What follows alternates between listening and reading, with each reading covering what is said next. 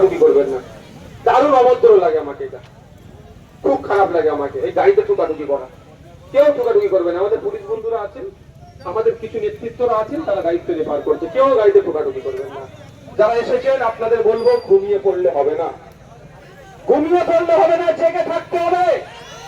বিচার ব্যবস্থা আদালতে গিয়েছে, মামলা ঠিক কথা, আদালতের জজেদেরকে বুঝাইয়ে রাখতে হবে।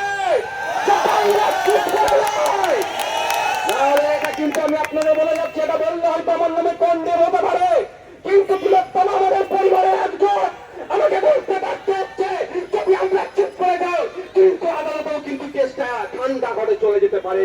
আমরা ঠান্ডা করে যেতে দেবো না, আমরা বৃহত্তম আমরা বিচার দেখতে চাই। যে অন্যায় করেছে তার সর্বোচ্চ বা তাদের সর্বোচ্চ শাস্তি হোক, এটা আমরা চাই।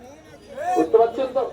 ওনারে ঠান্ডা করে পাঠিয়ে দেবে, ঠান্ডা করে পাঠিয়ে দেবে। বুঝতে পারছেন কি বলছি?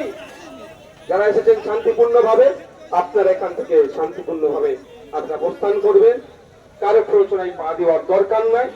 যদি কেউ ওই সঞ্জয়ের পক্ষ নিয়ে আপনাদেরকে ডিস্টার্ব করে, আমাদেরকে খবর জানাবেন। আমি এখান ভাঙড়ের ডিসির সাথে যোগাযোগ করব। ভাঙড়ের ডিসি স্যার যদি ব্যর্থ হয়, পাবলিক নিয়ে আমরা কি করতে একটু বুঝিয়ে দেবো। অনেক হয়েছে, বিচার ব্যবস্থার প্রতি আস্থা রেখে বলছি, ডিসি স্যারকেও বলছি, অনেক হয়েছে, এগুলোকে বন্ধ করুন, এগুলোকে বন্ধ করুন। আপনাদের প্রতি আমরা অনেক ভরসা করছি, সেই ভরসাটা কোনোভাবেই না নষ্ট হয়ে যায়, সেটা দেখবেন। রক্তদান শিবির করে মানুষের সাথে সম্পর্ক তৈরি করছেন, করুন না, আপনারা ডাক দিন না নিরপেক্ষ ভাবে। ভাঙড়ের মানুষ রক্তদান শিবির করে আজকে পশ্চিম বাংলা রেকর্ড করে রেখে দিয়েছে। নিরপেক্ষতা বজায় রেখে কাজ করুন না। কিন্তু দুর্ভাগ্যের বিষয়, অনেক সমান না, কিছু কিছু অফিসারও দেখছি নিরপেক্ষতার অভাব হচ্ছে, সেটা তো আপনারা আশা করছি রেকটিফাই করে নেবেন।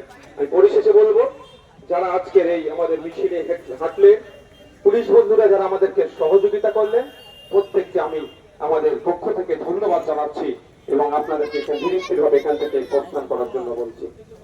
আজকের এই প্রোগ্রাম এখানেই সমাপ্ত হলো।